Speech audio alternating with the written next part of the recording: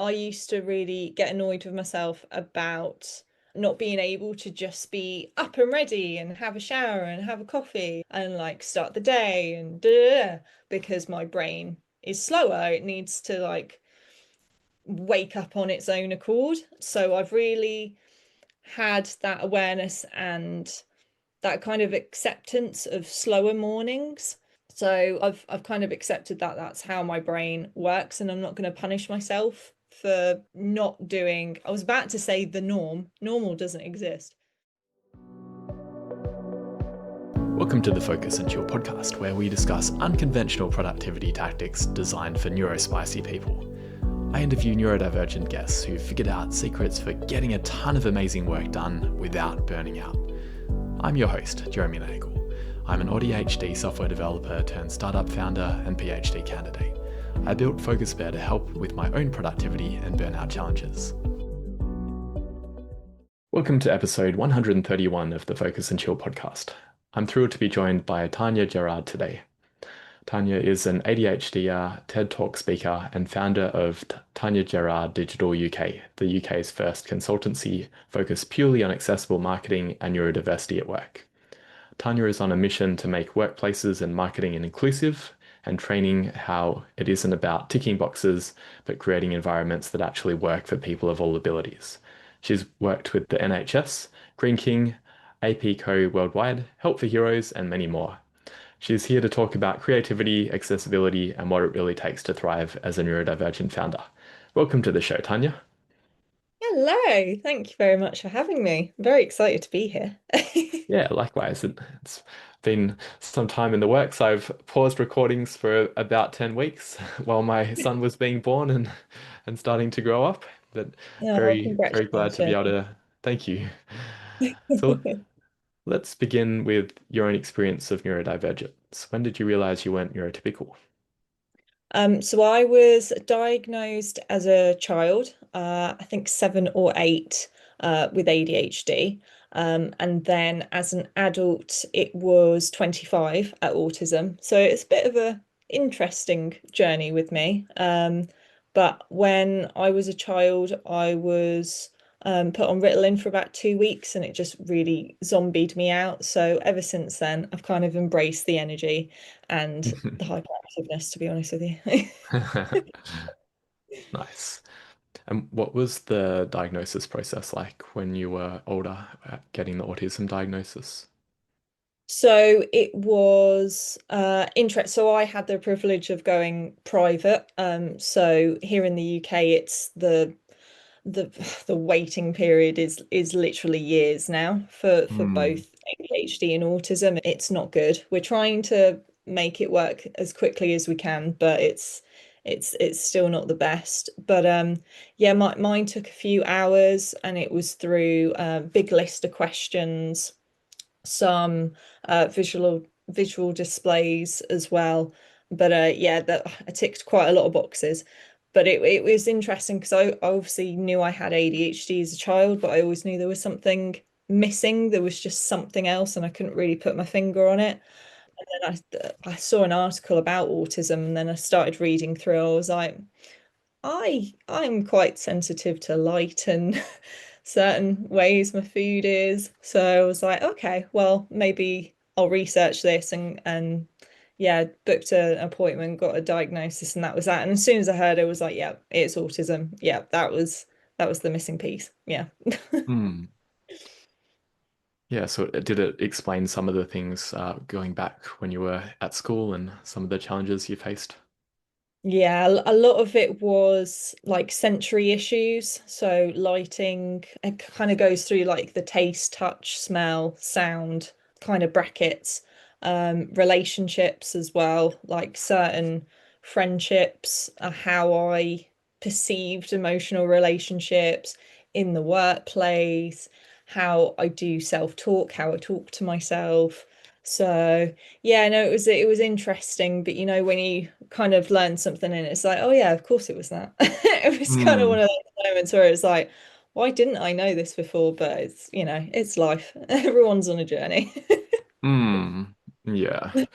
I had the same experience of the moments of enlightenment of realizing, oh, that time when I was on a work trip in India and I had meltdowns, maybe there was a reason for that. And Yeah. it would have been helpful to know in the moment, but good, better to Exactly. know, better late than never. Exactly. What sort of changes have come about? Have you been able to avoid situations where there's harsh lighting and renegotiate some of the relationships? Because I've got that awareness now. I've got quite a lot more awareness than I did even a year ago. I've been able to like tell myself, like almost warn myself, like, okay, so it's going to be a bright light room. How long do I need to be in here for? Or kind of like in a restaurant, for example, I think that might be a bit better one. So when I'm going into a restaurant, when I'm eating a meal, I know I'm not in control of the food on the plate and where it is until I get it.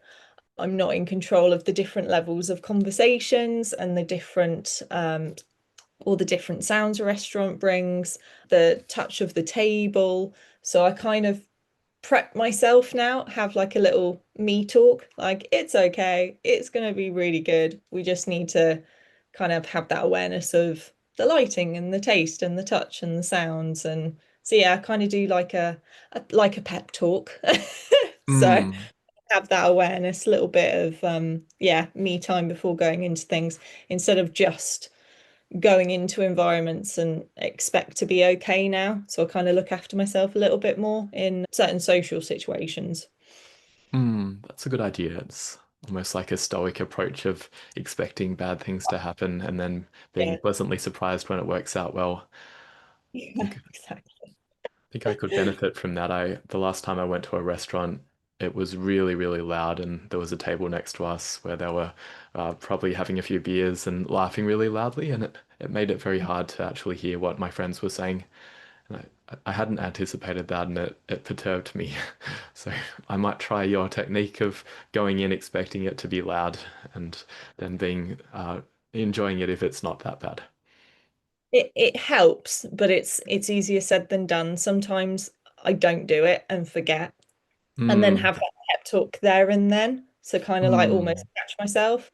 But hmm. yeah, it is easier said than done. If you can do it before, amazing. But if you need like a moment there. I mean, even going to the bathroom if it's a quiet bathroom, like, or just going outside for like 5 minutes and just take some fresh air and then do the pep talk. There's like different avenues to go to for that pep talk. But I always think you've got one life, you've got one body. You need to look after yourself because who else is?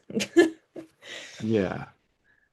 And I guess it's also a process of learning venues that are safer. I don't think I'm going to Yeah. go back to that restaurant again. Yeah. Yeah. Well, unless they've got good food, yeah. I didn't really like the food either. So another reason No, to not scrap go back. it. Scrap it. And in terms of how your world is unfolding, what are some of the other changes in terms of you're more aware of some of the challenges, but what about being aware of some of the strengths that you bring as well? So, there is one that people say it's good, and it's kind of like Marmite, kind of like good and bad. But I really appreciate my hyper focus.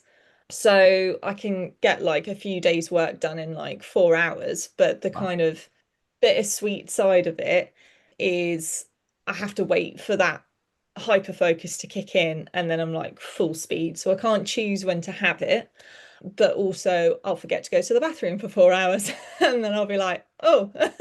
So it's kind of like it's good because you get a lot done, but it's bad because you will almost put your body on autopilot. So you don't really think about the rest of you, just what's in Hmm. front of you. So that's where it can get a little bit bittersweet. But doing a few days work in 4 hours does feel pretty good, to be honest. Um, and also creativity side, like there's a lot of times where I've been in a room and I've always been that person that thinks differently, thinks the other side of a problem, kind of like, have we thought about it from this direction type thing? And I'm always swimming in ideas and creativity and kind of wanting to work on 5 different things, but I know I can't, so I need to bring it back and put it in my black book of ideas, which is like really chunky now, but it's like huge. But I know they're there, so I can go to them as soon as I've finished what I'm doing. I can then go on to that. But that's been hard.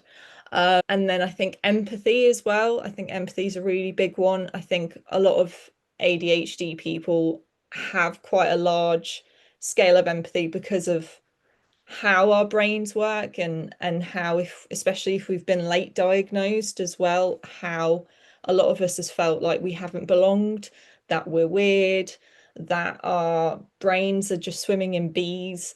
And it a lot of the time, we've all got our own ADHD story. I think like everyone's always had certain relationships, certain friendships, certain workplace stories. So I feel like we have a lot of empathy because we don't want some of the things we feel on a day-to-day basis to other people. So we look after other people more. Um, Hmm. yeah, I'd say those three. I haven't heard the bees analogy before. I like that. Oh, feel free to take it. So you mean like you're trying to think and there's a whole group of bees flying around in your head? Yeah, all those bees are different thoughts and different Hmm. ideas, all trying to like swim to put in the front of your brain. But yeah, there's lots going around, which again, Hmm. there's bittersweet. It can be good, but also it can be quite challenging. Yeah, but I imagine it's really helpful with your work when you're, as part of your work, you're probably having to come up with ideas for your clients. Yeah, all the time. Hmm. Yeah, all the time. And I'm going to ask more about the hyperfocus in a bit, but Yeah. let's talk about your work a bit more. We heard from your bio some of the things that you do. Would you like to expand on that? Yeah, of course. So I work in accessible marketing. What the heck is accessible marketing?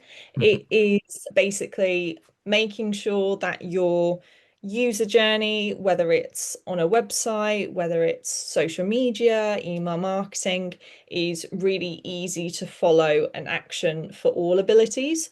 So for screen readers, for neurodivergents, people who are deaf, people who are blind, as well as neurotypical, so people who haven't got a neurodivergence. And it's basically making inclusive content. So, for instance, making sure you've got alt text on your imagery, making sure you don't have massive long blocks of text, making sure they're in paragraphs, making sure you're using bullet points. So it's making sure, again, those user journeys are really easy to follow for absolutely everyone, regardless of what platform or what message you're trying to send, what action you want them to do. And then I do neurodiversity training. So I train corporations of all different sizes about the strengths of neurodiversity, what it is. So ADHD, autism, dyspraxia, dyscalculia. Love saying that. And it's going through like communication strategies. So some prefer more written, some prefer more verbal, some prefer telephone, some prefer video call. So it's highlighting those different communication strategies. And then it's going through hiring practices. So making sure the job hiring process is accessible. So instead of just offering a CV and a cover letter, have you thought of telephone interview? Have you thought of video interview? So it's making a little bit more accessible, a little bit more friendly, having a job form instead of massive long form to like break it down into sections. And then we go through some legal practices as well. So over here, we've got European Accessibility Act and we've got the Equality Act. So we go through what that means to both employers and employees as well. So it's quite meaty, but it's really good. Hmm. And then I also do a little bit of public speaking as well. So highlighting neurodiversity, highlighting accessible marketing, how you can implement it into the work that you do. It's been a journey. I've only been doing it for about a year, so I'm still tweaking my speaking engagement kind of style. But at the same time, I'm kind of thinking I've got ADHD. I can't, I can mask, but it's just who I am, which is just hyper and energetic and yeah, and happy to be here. And why would I mask that? So yeah, Yeah, that's be the kind of me. perfect energy for a keynote speech. Yay. That's really cool. And I imagine a lot of the changes that you're talking about there in terms of making sure that the content is readable would help everyone. It's probably one of those universal design tactics that if you can add in all of those changes, then it's going to benefit everyone. And the screen reader Absolutely. stuff might feel like a waste, but it's in the age of AI, it's probably really important for AI discoverability as well of having alt Yep. tags.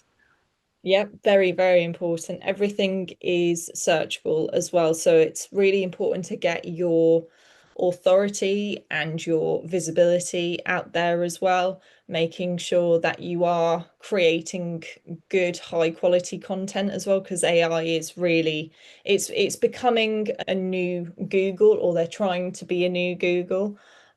So they've, I think literally a few days ago, AI is trying to do like a new Google. I can't remember what it's called. I think it's like a four-letter word, but it's just been released a couple of days ago. So that'll be interesting. And I think AI, when you Google something and it comes up with the search results, the AI mode, the AI search, if you're not in that top paragraph, a lot of people are starting to not work as hard to find a result, so they'll take that first paragraph as fact, as the truth, which is now becoming an AI search Hmm. result. So if you're not in that paragraph or in those top few searches, you are deemed invisible to the audience that you want to take. So AI is here, it's really important to learn. And accessibility in AI, it really goes hand in hand, because if your website isn't accessible, your socials, your email marketing, all of this can't be searched by AI. So it's making sure you're ticking all those good boxes in order for AI to be like, yep, you've got authority, you need to be visible, you answer the question, I'm going to put your brand as that answer for that question for that search result. So yeah, it's really important to learn about accessibility and accessible marketing now with the combination of AI. Yeah. Mm. Yeah, 100%. When you're not involved in all of those amazing work projects, what do you enjoy getting up to? Oh, so because with ADHD, you go very full speed ahead when you're passionate about something. So Yep. you can lose time. And in that time, you forget to rest. So Mm. I have literally turned 32 yesterday. Congrats. So I had my first weekend off in about 4 months. So Mm. and I felt it.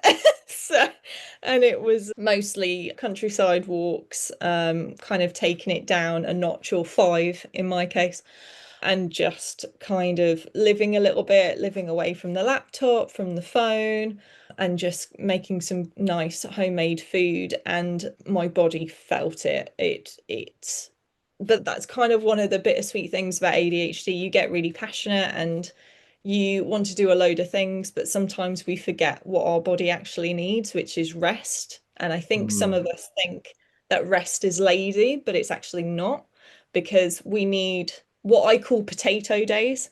So that would be just literally being a potato. And sometimes it'll be a bed day, sometimes it will just be in the countryside, walking my dog Millie, having autumnal walks now, eating really good homemade food, and just kind of nourishing myself. Because at the end of the day, if we're 100 miles an hour every single day, we're going to burn out, we're going to need some petrol in us, and that's what a potato day is. Nice. Lots of great analogies. And it feeds I into love what my I was. Hmm. Lots of food analogies, honey and potatoes. And it feeds into what I was going to ask when you mentioned before about hyperfocus and how you can achieve several days' work within 4 hours. I was curious about whether you're similar to me in terms of that hyperfocus being somewhat unpredictable. And for me, it's very related to what you just said around the risk of burnout. I have a hyperfocus crash cycle that is a bit of a problem for me, or it's better Mm. now, but it was a real problem in the past where because it feels so good when you're smashing out work and getting days done within a few hours, I just keep on going. So I do 4 hours and I've achieved so much, and then I'll do a bit more. And then the next Mhm. day, whether I like it or not, is a potato day that it's not a planned one. And it might not just be one day, it might be several days in a row. Does that happen for you, or are you pretty good at having limits to avoid burnout? Oh, I wish. I think even uh, people who have got 1,000 qualifications in this still have potato days and go on for days. It's just part of who we are and how our brains are wired. And it's one of them where we can try and find a balance and have that awareness and try and have those, like I just said, it's the first weekend I've had off in 4 months, and I felt it. So it's one of them where we have to work with the brains that we have, the magical brains that we have. But it's, yeah, I mean, it's just part of it, having a mate doing amazing work, and then 1 or 2 days where I don't know about you, but I can sometimes feel a bit numb or like socialed out, where it's Hmm. like I don't want to talk. I just want to stroke my dog and watch a film and eat some popcorn and just almost zone out because my brain's been like 1,000 miles per hour, like with hyperactivity, but that too. Hyperfocus. So Hmm. again, it's just like the car. You have to want, if you run out of petrol, you have to fill up the tank, like, Hmm. and that tank is a potato day, and sometimes we'll go through burnout because we've done incredible work. And I think that's also something we have to remind ourselves. We've done hyper focus, we've done so much in 4 hours, which is meant to be over days. And Hmm. that's amazing. That's a real skill to have. But then because it's only been 4 hours, that rest of the time that we would have had that balance of work over 2 days, we need to rest. And that's okay. That's just how we're wired, how it is. I think taking breaks do help. Sometimes I'll have like a chamomile when I remember. Sometimes I'll have like a fidget spinner. I used to have a ring. I should really get a new one. But I used to have a fidget ring where I could spin it. Well, it's actually on my thumb, where I could spin it on my thumb, which help not peeling skin, which I know another thing that we have. Having a fidget spinning ring has really helped with that. And yeah, taking breaks when you remember. A water jug has helped me because we forget to drink water. Having some sort of water jug next to me, all filled up, has really helped me because it's a visual thing. I'll like look across and it's like, oh yeah, I am a bit Hmm. bloody thirsty. Yeah, there we go, water. So, and because our brains are 1,000 miles an hour, we kind of need to hydrate it. So, Hmm. yeah, it's a lot, but it's good. I like being me. Like, I didn't used to like being me, but that's because I didn't understand me. And now I do. And now I think I'm pretty cool, not gonna lie. Awesome.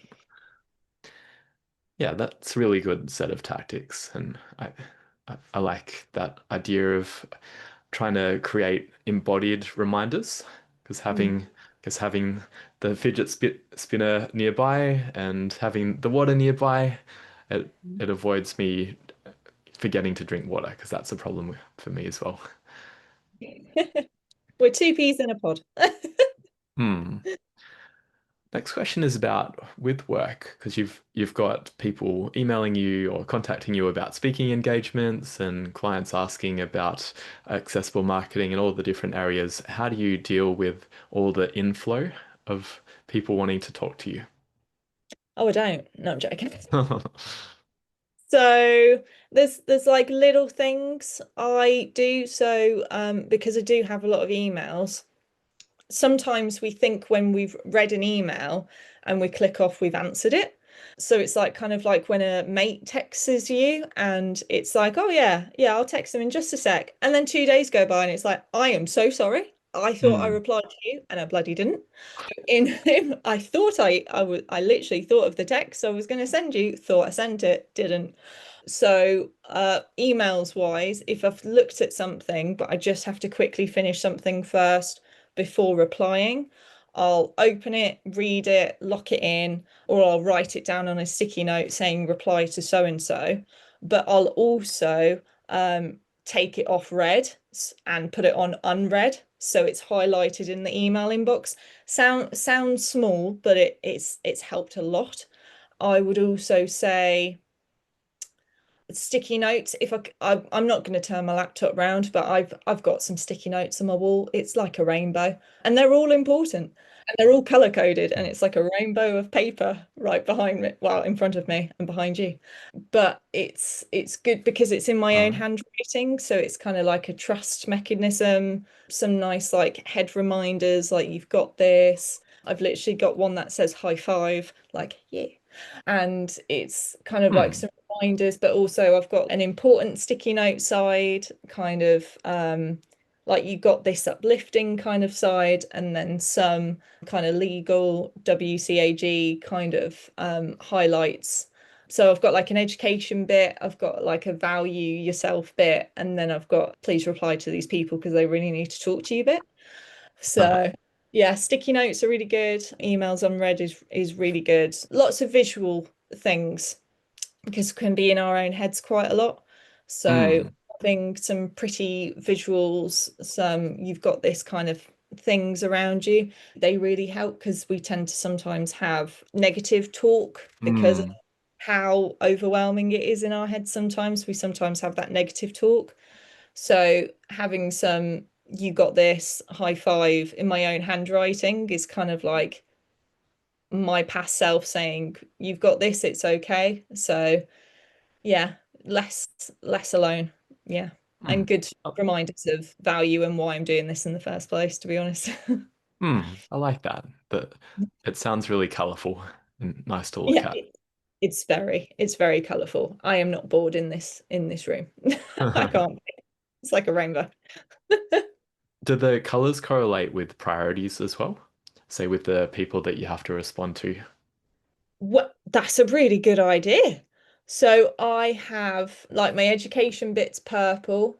I've got some lifting sticky notes in green and pink over here. And Mm. then I've got peachy and purple on my lamp right now. Please email this person. So I guess they're kind of color coded, yeah, but I've never actually thought of it in the forefront of my mind to color code it. But I should. That's a really good idea. Why aren't I color coding it to certain things? Yeah, I good thought call. you already were. Sounds like. I'm on the road. I'm on the road. Hmm. Yeah, it's funny. Sometimes there are systems that I don't even realize I'm doing. Yeah, Mm. yeah. Well, yeah, I've got a system, haven't I? Yeah, I've just never thought of ha having the system. See, it's funny what our brains can do for us when we're not even thinking we're doing. Hmm. Now, changing to talking about general productivity advice that doesn't work for you, is there anything that people say is an amazing productivity tactic that you don't like? Um, there's I'm not going to say the right word, so I apologize, but I want to say it's called Yeah. Pomodoro. Yeah, that's right. I was thinking that. I Yeah. was looking at your notes. Take five, work for 30. That sounds like I was Pomodoro. like, what's the word for it? Hmm. But yeah, Pomodoro, where it's take 5 minutes and work for 30. I can tell myself that I'll work for 30 and take five, but I will always work longer than that. And I, it's helpful where it's like work for an hour and a half and take 10, in my Mm. opinion, Hmm. because we have what's called time blindness, where sometimes we will literally like time goes out the window for us a lot of the time, Mm. especially when working. So we think of task completion instead of time frame completion.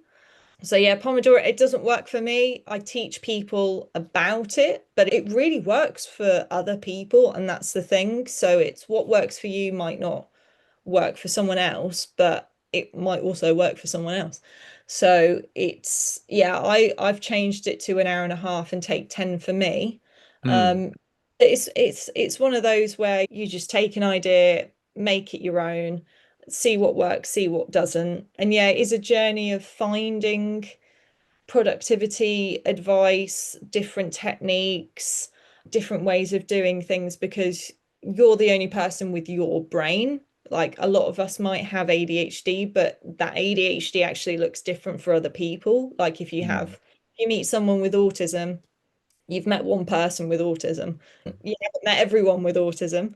You've just met one person because everyone's mm, different. Everyone's got their own life experiences, their own ways of doing things. So again, what works for you might not work for someone else, but it also might work for someone else. So yeah, mm, take 5 and work for 30 doesn't work for me. mm. Yeah, no, I'm similar to you. I prefer longer work periods, though I do find for things that I have a lot of aversion to working on, the idea that I can trick myself and I just need to spend even 5 minutes working on it, and then normally Yeah. I start enjoying it after that. I do like that tactic. Do you ever find that you need to do things like that to trick your brain into working on the more arduous things like tax returns or other types of work that you don't enjoy doing? Yeah, because I'm a big foodie, so I'll incorporate food and drink into it. Ah. So it's like if I finish this, I can go downstairs and make a sandwich, or I Ah. can have a piece of cake, or I can make my favorite cup of tea, type tea, or a chamomile or something. So I try and trick my brain into things that I really want because I'm always hungry. So food really works for me. So Hmm. if I want to do something really arduous, kind of lock myself away and then tell myself, what amazing thing can I eat after this? Which might not work Nice. for other people, but again, like we've just been talking about, I know my brain and how it works, and it might not work for other people, but yeah, food definitely works for me. Yeah. Yeah. Yeah, one of the ones that sometimes requires I had an issue with binge eating and bulimia when I was a bit younger, and that was I guess I rewarded myself with food, but in an unhealthy way. But it sounds like you're doing it in a very mindful and a nice way. Yeah. Well, you say that. This is it's I've got a bit of a sweet tooth. I need to sort it out. But yeah. Hmm. Right. And then I'm looking at the next question here about the question is if you could design an app to help you with the challenges you still face, what would it do? And postal assistance. I'm really curious about this. Is it about posting letters? Because I need help with that as well. It's one of the things that I have the most aversion around. Well, I've moved around a lot, and I know some other people with ADHD get itchy feet. Not everyone, but a lot of people that I've met. So they move from house to house, and a lot of the time, sometimes we forget to change the address on certain things. So Hmm.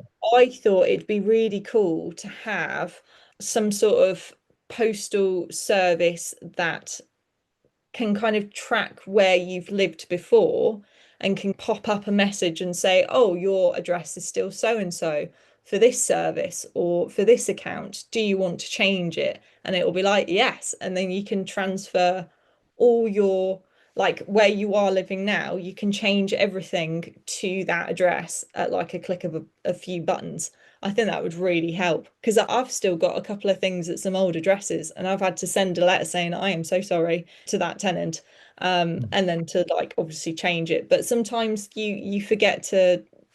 Sometimes you even forget what you've signed up for or what Hmm. you.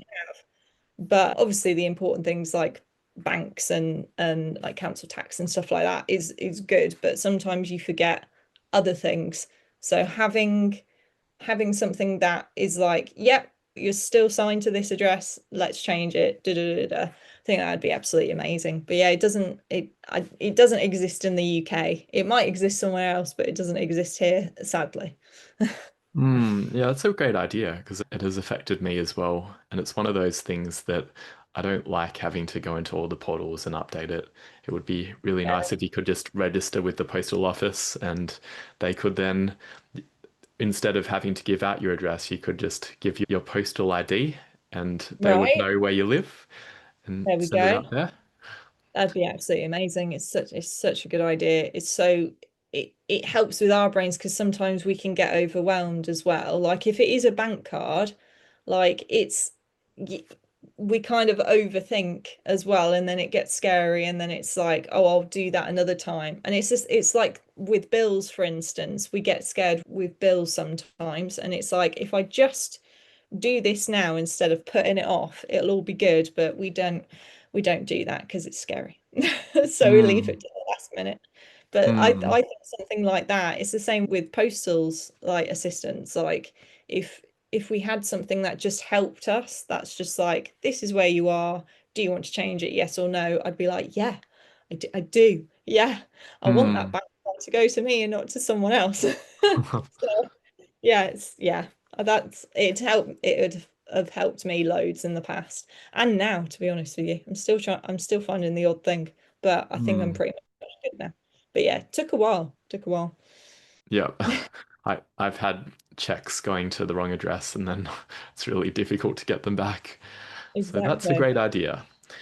So we're going to take a break now, and maybe listeners, you can go and contact Australia Post or whatever postal organization exists in your country and bring this idea to life. We'll be back There with we you go. shortly.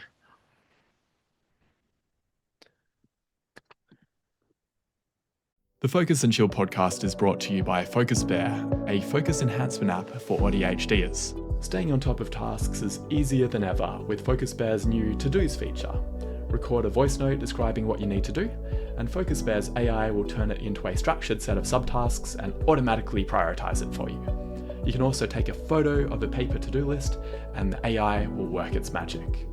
I'd love for you to try it. You can jump onto focusbear.io or just Google Focus Bear and try it out. Let me know what you think. Okay, we're back from our break. I've gone and figured out all the letters that are going to the wrong place.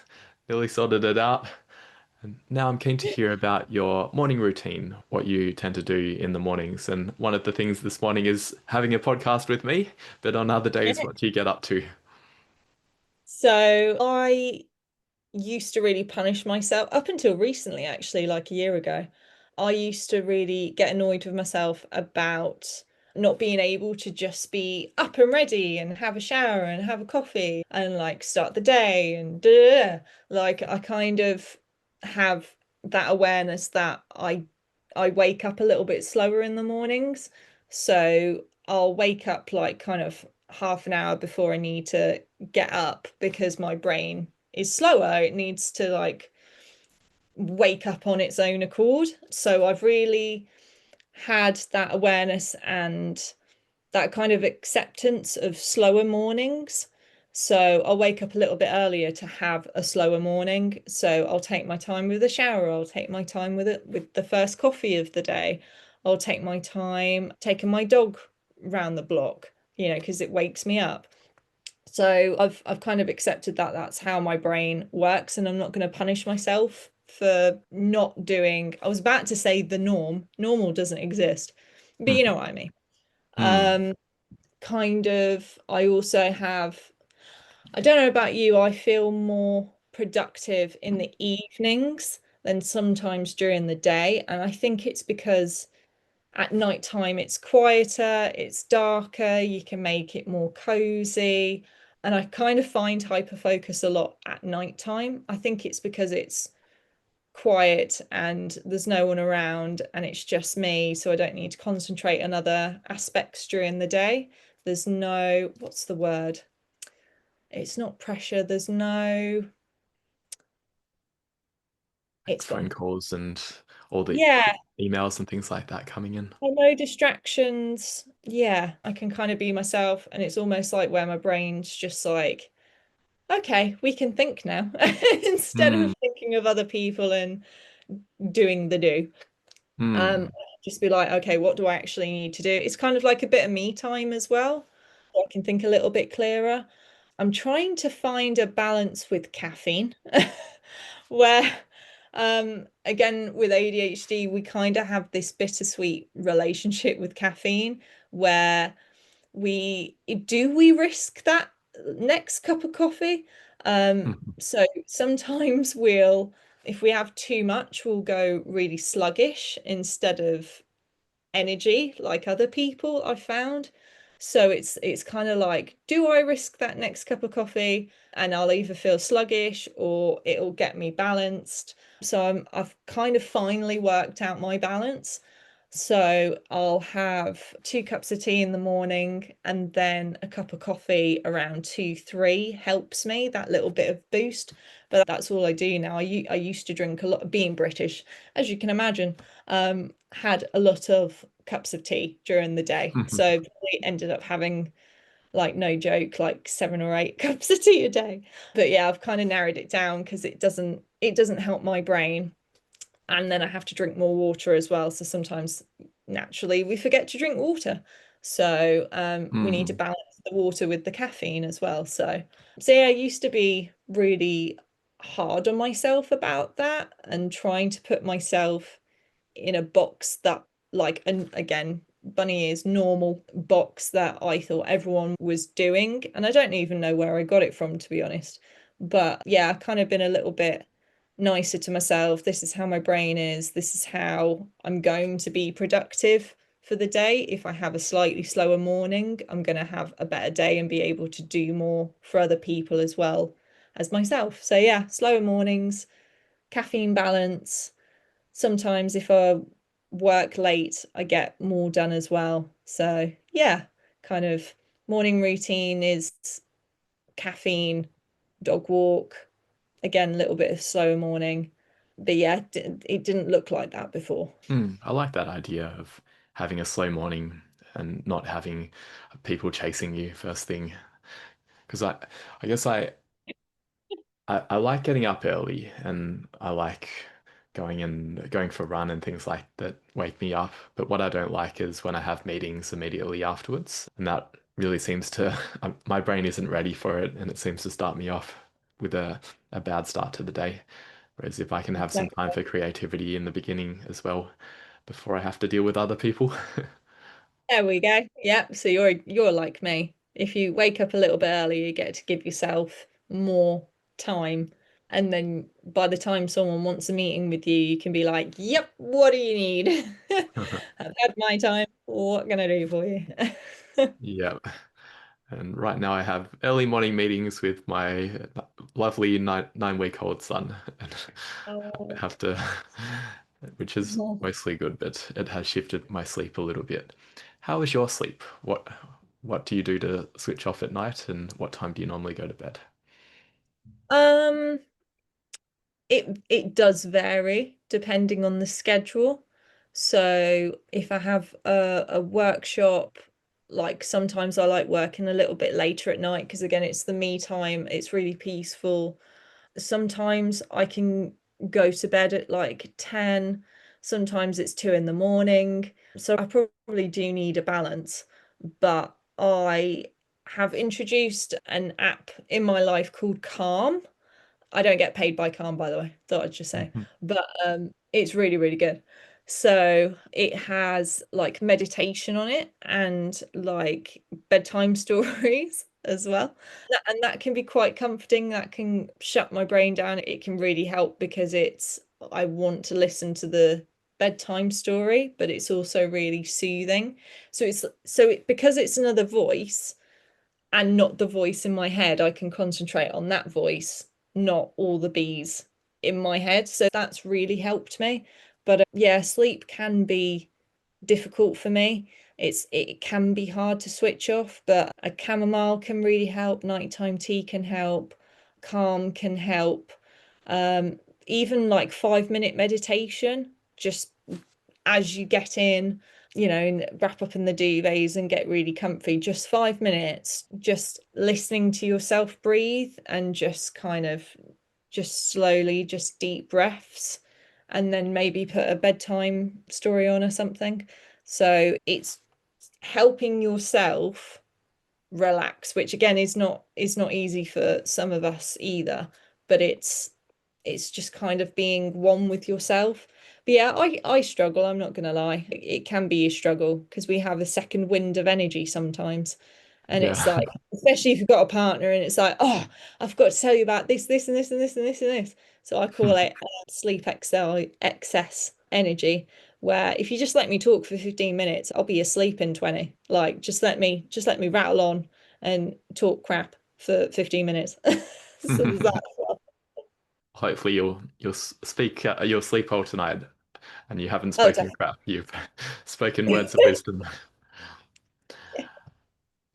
Now we're getting to the end, so where can people connect with you if they'd like to reach out about any engaging with you for speaking or for accessible marketing or any of the other services you have?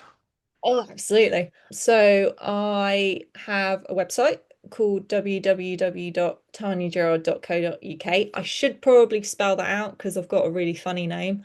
So TaniaGerard. LinkedIn is Tiny Gerard's, and then it's got a hyphen neurodiversity in it. And then Instagram is tinygerard.co. And all of those links will be in the show notes as well. Woo. Do you have any final words or asks for the audience? Ooh. Well, it's been an absolute pleasure to be here, that's for sure. I've been Mhm. following your podcast, so I'm very honored to be on here. So thank you very much for inviting me. Um, Excellent. yeah, of course. So I just want to say there's in the UK especially, there's a lot of late diagnoses going on, especially with ADHD and autism. People seem to be kind of in a second life, which is amazing. But also, I feel like people are kind of grieving a past life. And by that, I mean that they've started to kind of analyze past relationships, past scenarios. So, oh, I felt like that when I was in the supermarket. And so I just want to say that you're not broken, even though you feel like you are. And that might be hard for some people to hear actually, because we do feel like we're broken. Um, but I promise you, you're not. Um, and I think the world is changing. So here in the UK, we've actually been seeing a lot about Australia and the ADHD awareness. So we've been seeing that a lot, which is absolutely amazing to see. Okay. Um, yeah, no, it's been in the news, especially like this week. Like we're really seeing it in the UK, so it's absolutely amazing. Hmm. Um, so it's the world is changing. The world is, I'd like to think, becoming kinder. Some other people might not agree, but I feel like that awareness is really there. I feel like there's so many people being diagnosed and late diagnosed because the conversation wasn't there before. If we think only a few years back in the 80s and 90s, it wasn't deemed normal to talk about depression or what ADHD even was, or so these conversations, they weren't happening because people were in society, you just don't talk about those certain things. And now I feel like the conversation is there and people are talking and people are sharing their stories, especially about ADHD, and doing the research and growing as people. And I honestly, I think it's a beautiful thing. So I think carrying on that conversation here in the UK, there in Australia, and just having those stories and sharing those ideologies is how we're going to have that awareness grow across the world. And one day it will just be absolutely normal. I'll be like, you've got ADHD, cool. Like it will just be accepted as a part of who you are, and it's a gift. And yeah, it'll just be a normal thing. So we're having a surge of diagnosis and things in the media because it hasn't been spoken about as much before, or it should have been, and the research hasn't been as high or as it has been today. So yeah, I think more conversations, more stories, and having podcasts just like yours, like sharing everyone's stories, engaging, having those ideologies around the world, it's really important to do. So thank you very much for having me. It's been really nice. Yeah, absolutely. It's been a pleasure, and that's a great way to end it.